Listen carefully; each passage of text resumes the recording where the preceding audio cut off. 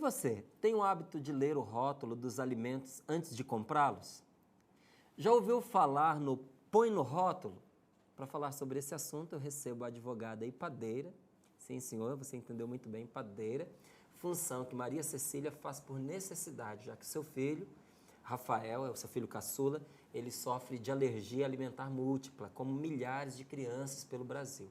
Então, seja bem-vinda, Cecília, porque é um assunto importante esse que você está trazendo para o nosso papo aberto, para a nossa mesa, mas é um assunto também, não sei se você concorda, ignorado por muita gente. Sim, é verdade. Obrigada pelo espaço. É um prazer estar aqui. De fato, ainda tem muita ignorância, muita confusão. Confunde-se, no caso de alergia alimentar, a leite, alergia com intolerância. São duas coisas diferentes. Completamente diferentes. Então, são informações desencontradas no rótulo, informações que não batem quando a gente entra em contato com o saque.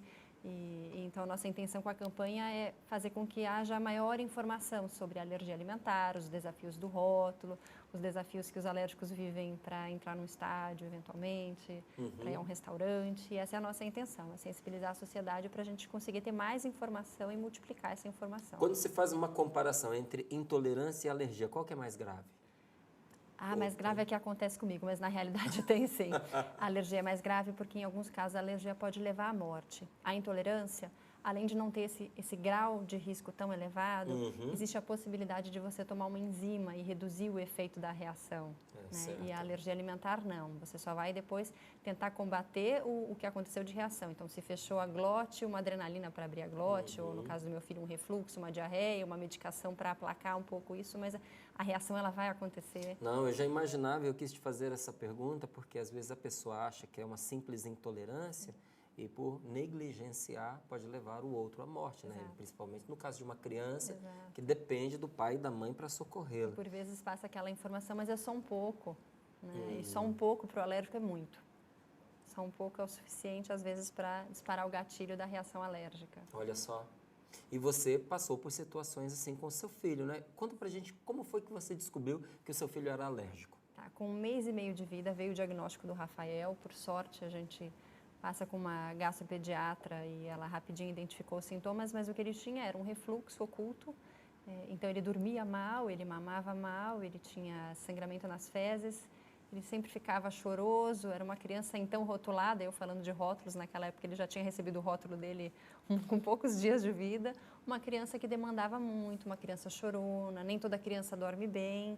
E no que a gente identificou que o problema dele era alergia alimentar e eu excluí os alérgenos da minha dieta, que para eu poder amamentá-lo, eu deixei de comer aquilo que fazia mal a ele.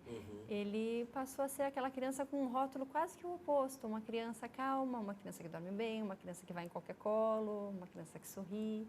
Né? Então, o tipo de reação do Rafael eu digo que ele é sensível o suficiente para me sensibilizar e me fazer olhar para esse tema, mas ele não corre risco de vida, diferente de casos de filhos de amigas minhas que só com o cheiro do leite em um corredor de supermercado ou de um bolo assando, no caso de um alérgico a ovo, é o suficiente para disparar o gatilho da alergia e começar a fechar a glote. Então, a alergia ela tem essa questão de graus de tolerância diversos. Às vezes até o cheiro. Às vezes até o cheiro. Não é o caso do meu filho. O tipo de reação dele não tem nada a ver com isso, mas para alguns casos até o cheiro é importante. E olha que diferença que o conhecimento fez na qualidade de vida do seu filho, Sim, né?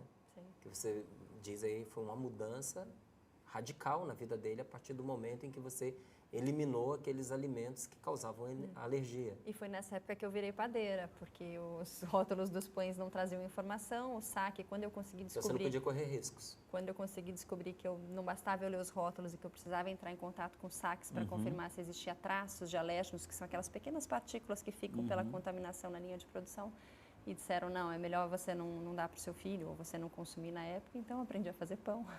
Quais são os alimentos que você produz em casa por causa disso? Pães, biscoitos, a gente faz bolo sem ovo. Agora ele já pode ovo, mas houve uma época que ele não podia. Então era bolo sem ovo, panqueca. Aí tem o que eu chamo de pancrepe. Eu faço uma panqueca, aquela estilo americana, mais gordinha, corto em retângulo, coloco um palito de churrasco e levo em quermesse, festa junina, para ele poder comer o crepe, ou se eu vou para alguma cidade de serra, levo para ele o pancrepe. Então, enfim, mas eu faço tudo o que precisa. O que precisar eu vou fazer, para ele se sentir incluído. Mãe é isso, exatamente.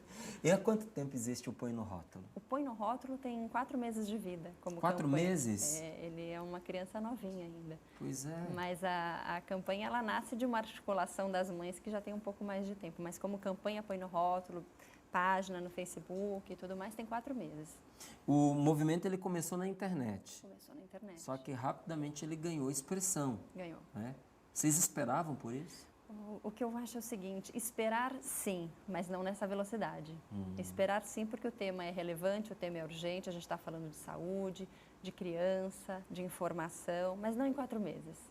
É uma coisa que você já foi explicando e até mesmo antes da gente começar aqui a nossa entrevista, que uma pessoa que não tem atenção não nota logo de cara.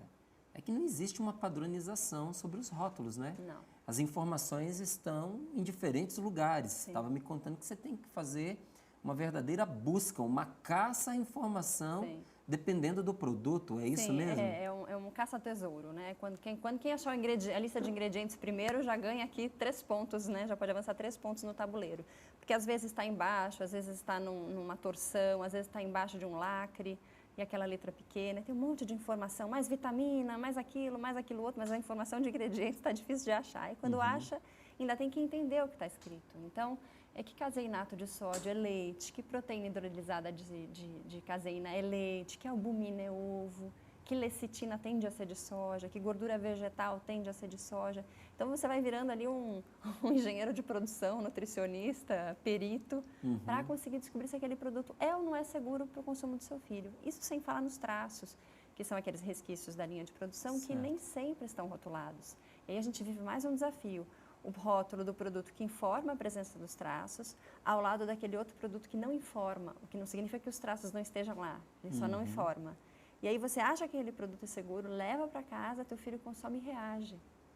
Então, hoje, o que a gente tem batalhado junto à Anvisa é que a rotulagem dos traços de alérgenos passe a ser obrigatória. Então, que todo mundo rotule.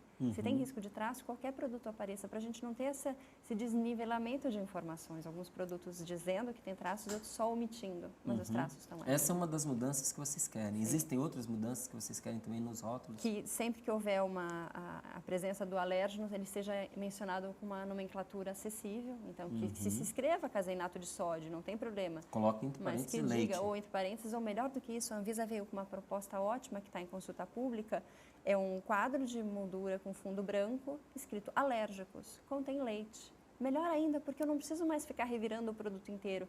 Assim como tem hoje a tabela nutricional, que a gente visualmente já procura aquele retângulo que vai lá, está dizendo a quantidade de carboidrato, de sódio e tudo mais.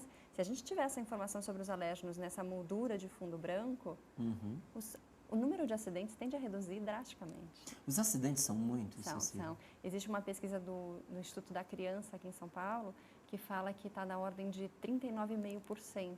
É muita coisa. De reações por erro na leitura de rótulos. É muita coisa.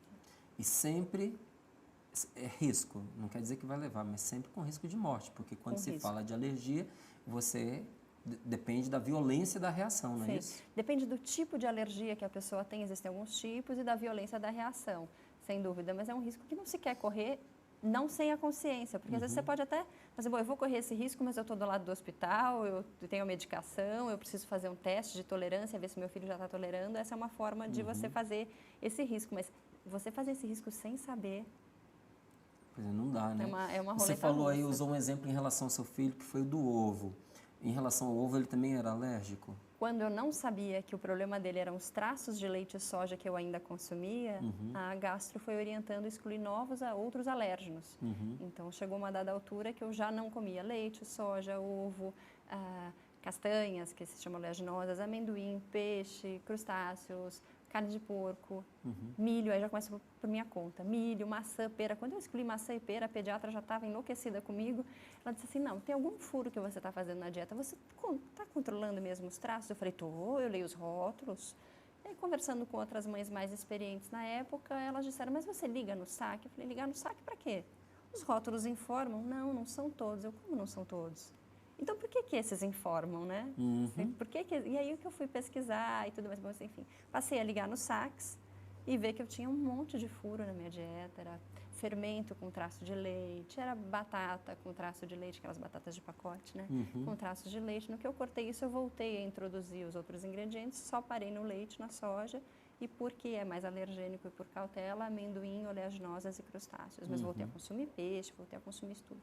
Mas quando eu identifiquei, então, essa divergência dos rótulos com traços e sem traços, eu falei, por que esses destacam? O que tem de diferente nessa indústria? E eu fui pesquisar que no mundo desenvolvido a gente já tem normas de rotulagem de alérgenos. Então você vai aos Estados Unidos, olha as prateleiras do supermercado e essas informações estão ali à disposição do consumidor.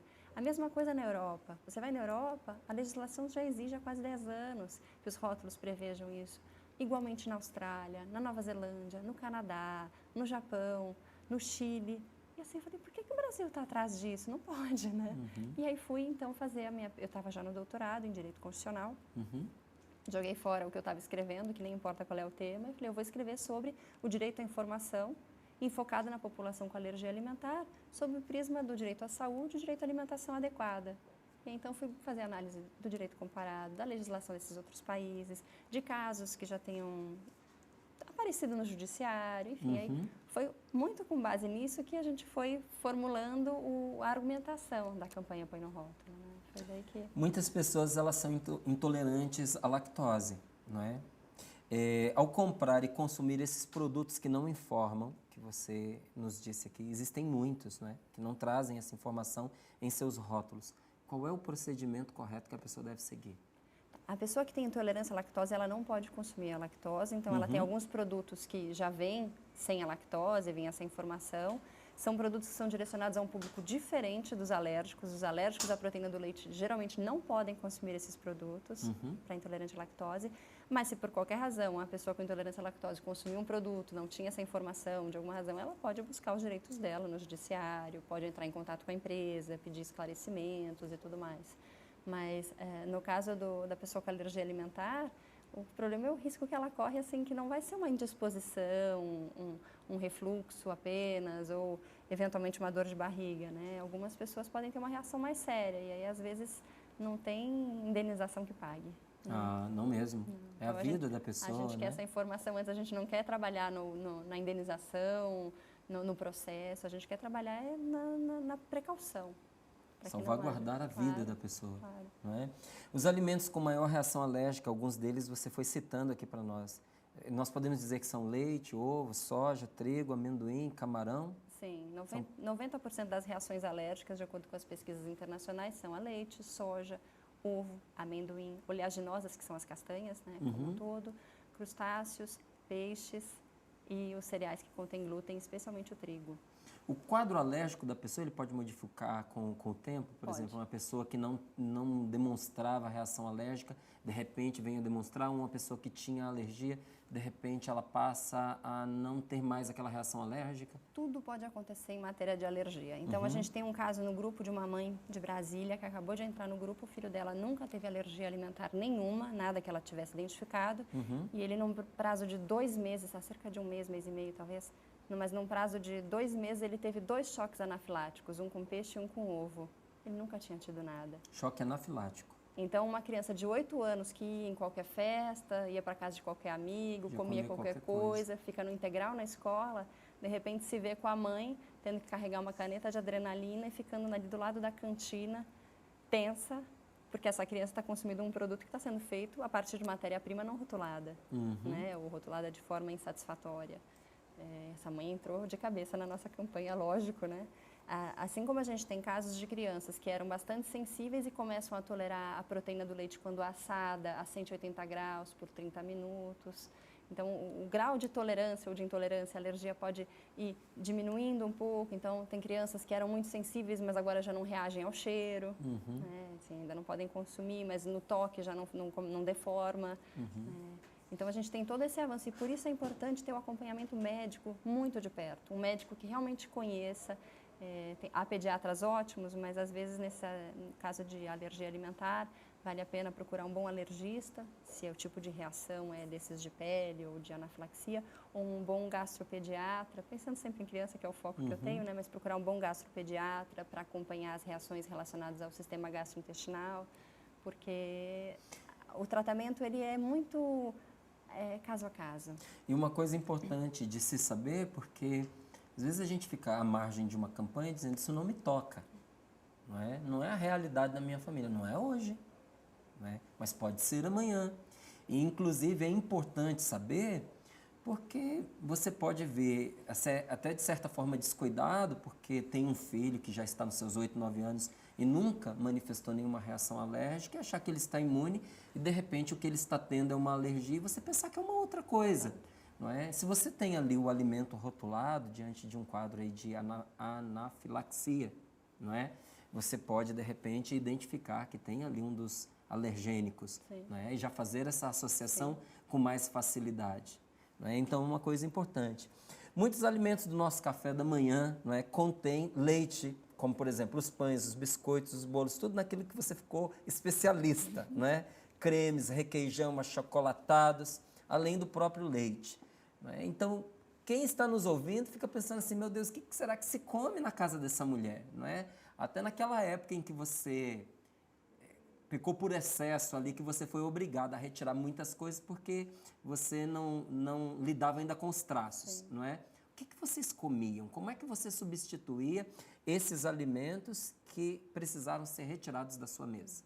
A gente tem até no grupo, aproveitando essa questão, a gente faz alguns álbuns de ajuda, então dicas de viagem, dicas de produtos e tal, e um dos álbuns é justamente o café da manhã, porque eu acho que é a cena mais temida, né? O almoço e o jantar, a gente pensa, bom, tem arroz, tem feijão para quem pode, algumas pessoas não podem, mas tem o café da manhã que dá aquele medo, né? O meu filho nunca precisou que eu excluísse de casa o trigo, então isso já facilita muito, mas eu vou então para a hipótese de quem excluiu os 8 principais alérgenos e excluiu o trigo.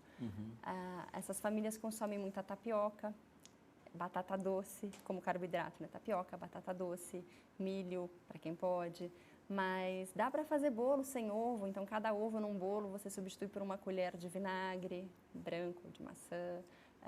Você substitui também, talvez por se quiser, ao invés do vinagre, um purê de maçã, pega uma maçã, cozinha em panela de pressão, tira a casca, cada uma maçã dá mais ou menos a porção de um ovo, então você vai aprendendo. Nossa, que interessante. A parte interessante também é a gente pensar que o efeito colateral da alergia alimentar numa família é que traz hábitos mais saudáveis. Na medida em que a gente fica mais excluído dos produtos industrializados, porque a gente não tem acesso à informação, não de forma clara e zero, quase nenhuma, em relação aos traços, a gente é realmente obrigado a fazer de tudo em casa. E quando a gente faz em casa, intuitivamente a gente usa menos açúcar. Né? A gente não consegue usar 50% de um biscoito sem açúcar, né? Parece ilógico, então a gente usa menos açúcar, a gente usa menos sal, a gente usa menos gordura, então o efeito colateral da alergia alimentar é uma dieta mais saudável, enfim. Mas, e o sabor, Cecília? Bom, em casa todos adoramos. A minha filha mais velha não tem alergia alimentar.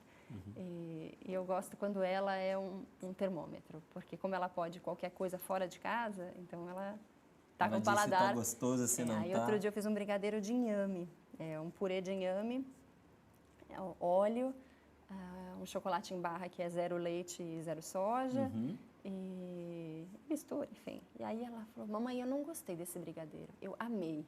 Então pronto. Se a minha filha mais velha, que come o brigadeiro lá com aquele leite condensado tradicional, amou, é porque está gostoso. É bom mesmo, tá né? gostoso. A gente fica até curioso, você podia ter trazido alguma coisa para a gente experimentar, né? Fala verdade. Essas alergias você pôs a ênfase na criança. Acredito que até porque a criança é mais dependente para poder, em relação aos cuidados e para poder obter essas informações. Mas as alergias, elas ocorrem com mais frequência em criança ou é igual para Não, é que estatisticamente o número de alérgicos, das crianças alérgicas é maior. Mas o que acontece? O tipo de alergia que afeta crianças é diferente do tipo de alergia que afeta adultos. Não é que não existam alérgicos a leite adultos, existem, mas em menor percentual. Os adultos são mais alérgicos a camarão, crustáceos, que são os camarões, oleaginosas e amendoim. E aí a piada que eu faço é, dificilmente você vai ter um biscoito com traços de camarão. Camarão é caro, não vai ter numa indústria de biscoito traços de camarão. Num buffet de festa, de adulto, talvez tenha mesmo camarão, seja mais perigoso. Mas pensando assim no dia a dia de um restaurante a quilo, essa pessoa não vai ter tanto receio de comer. O problema que afeta mais as crianças, que são as alergias a leite, soja e ovo, é que leite, soja e ovo são ingredientes universais na cozinha. Né? Qualquer industrializado ou qualquer comida caseira, a gente tem esses ingredientes. E a criança me tocou porque foi de onde esse tema chegou em mim, né? Pelo meu filho. E um dia ele vai crescer, enfim, talvez ele seja um adulto alérgico e eu vá olhar mais para os adultos alérgicos a leite e soja, né? Desde o dia 16 de junho está no site da Anvisa a proposta de regulamentação da rotulagem de alergênicos em alimentos, não é? Sim. As pessoas, elas têm se manifestado como devem? Muito, muito, muito. Ah, que bom. A gente fez uma análise, em 2 semanas de consulta a gente já tinha mais de 1.000 comentários, sendo 900 de cidadão. E é bacana de ver porque você tem no site a indicação de campos para você comentar artigo por artigo, questionando, e tem lá ao final também uma avaliação geral da norma e um comentário geral. A gente começou a orientar as mães nos grupos a fazer esse comentário geral, porque às vezes a pessoa não tem a técnica para analisar o artigo 1º, o artigo 2º, mas se ela disser ali no geral, se ela está favorável ou contrária àquela proposta, se ela acha importante ou não a rotulagem de alérgenos, ela já passa o recado para a Anvisa. Mas a gente começou a analisar os comentários que tem e um deles me chamou muita atenção. Foi uma mãe que escreveu em todos os campos, em todos, desde a ementa até aquele artigo final que diz essa norma entra em vigor dali a 12 meses, em todos os campos ela colocava assim: por alimentação segura para o meu filho, eu quero rótulos claros. E ela pôs em todos o mesmo texto, como quem diz, eu não sei onde eu tenho que dizer isso, mas eu vou dizer em todos os campos e alguém vai ler. Né? Então, isso está muito bacana de ver a população se manifestando e endossando aquilo que a gente vem dizendo na fanpage, nas entrevistas, em todo lugar que a gente pode. Onde tiver um microfone, uma luz, a gente está falando. Não, com certeza, agora a partir do programa, mais pessoas também vão entrar e vão se manifestar. Bacana. Alguma empresa alimentícia já entrou em contato com vocês também? Já. E a nossa resposta para qualquer indústria que queira conversar conosco é que nós estamos absolutamente abertos para conversa, no sentido de que a gente quer rótulos claros, a gente quer consumir. Toda criança gosta de ter lá um produto bonitinho para poder abrir, assim, porque os meus biscoitos são uma delícia, mas às vezes ele também quer abrir um pacote e tirar um biscoito igual o amiguinho, né? Então, o que a gente tem tentado mostrar para a indústria é isso, que nós somos um mercado consumidor em potencial. Que quando você disse a alergia não me toca, né? Alguém pode pensar, eu não tenho caso de alérgicos na família. A gente tem esse caso do Cauê, que passou a ser alérgico aos 8 anos, como um dos exemplos de que isso acontece. Mas talvez a gente ainda não tenha filhos alérgicos, mas netos alérgicos nós teremos muito provavelmente. Porque uma das causas da alergia alimentar são os hábitos de vida que a gente vem tendo. É a poluição, é o sono prejudicado, é a luz artificial, ar-condicionado. Então, isso é um dos motivos pelo qual a pessoa desenvolve alergia. O outro motivo que está fazendo com que as alergias aumentem é o nosso hábito alimentar. Então, são os alimentos hiperprocessados, né, a vaca cultivada, o frango cultivado, porque eles já não correm mais no pasto, não comem mais grama. E esses são os fatores. E esses fatores vão continuar. Né? Vão continuar. Você está desenvolvendo uma tese tendo a rotulagem dos alimentos como seu tema, não é? O que você já conseguiu constatar até o presente momento a partir desse desenvolvimento da tese? Então, essa tese ela foi concluída, já defendi na PUC de São Paulo. Já está pronta. Já está encerrada.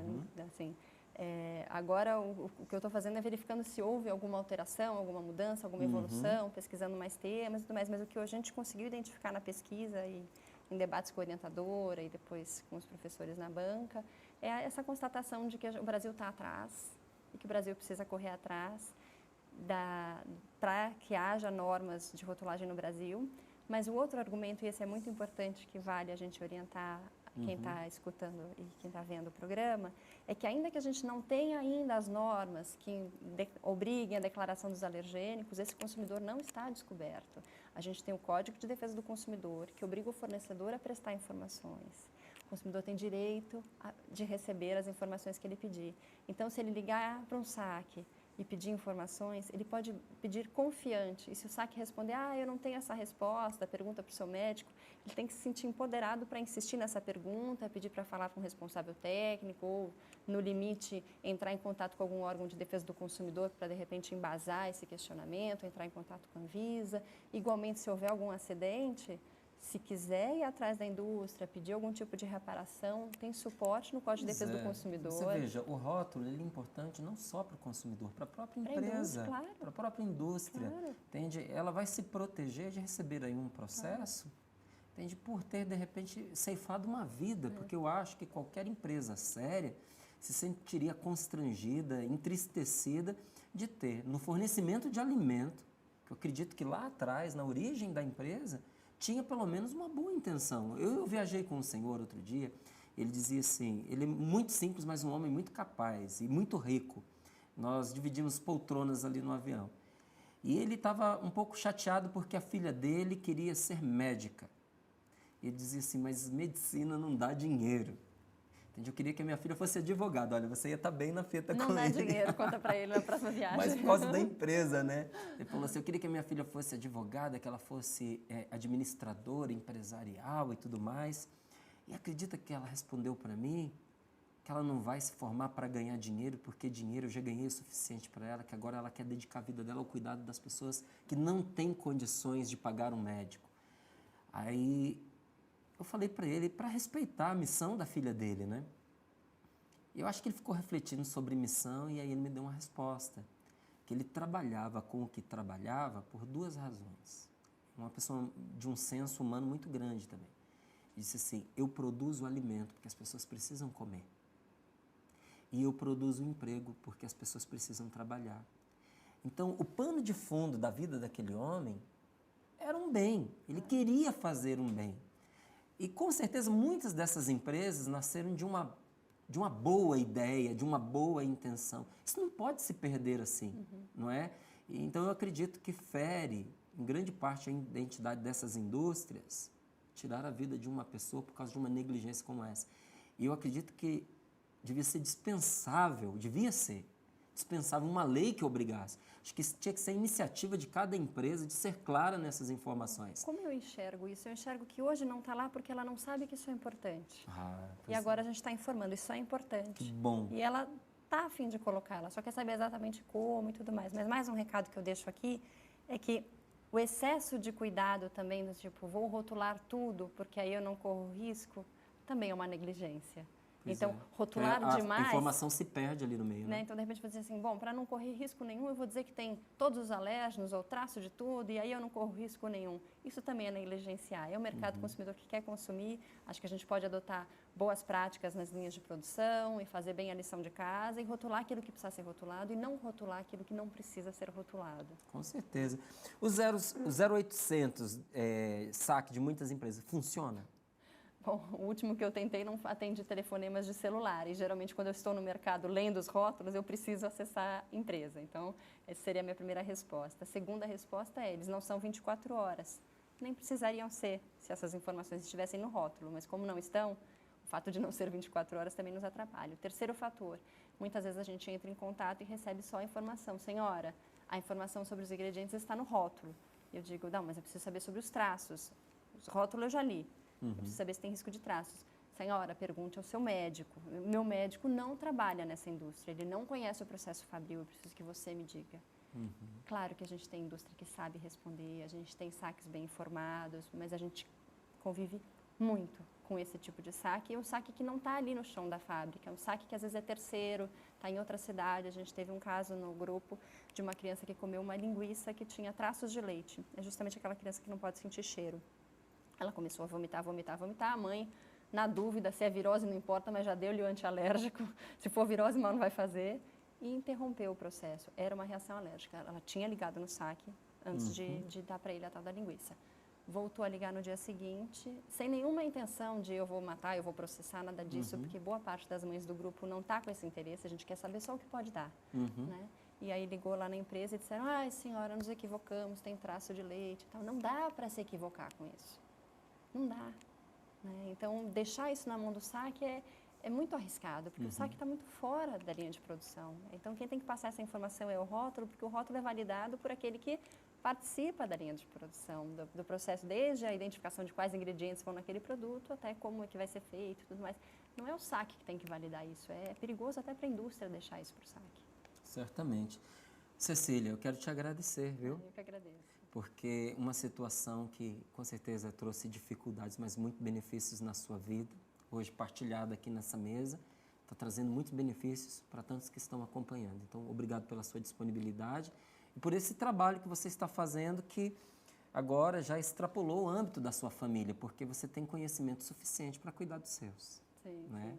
Agora você está estendendo esse cuidado a outras pessoas. Mas isso é louvável. Muito obrigado. Porque fui muito cuidada por muitas famílias e esse movimento tem muitas mãos. Tem que continuar e tem que alcançar quem precisa. Parabéns, muito obrigado, viu? Obrigada a você. Deus.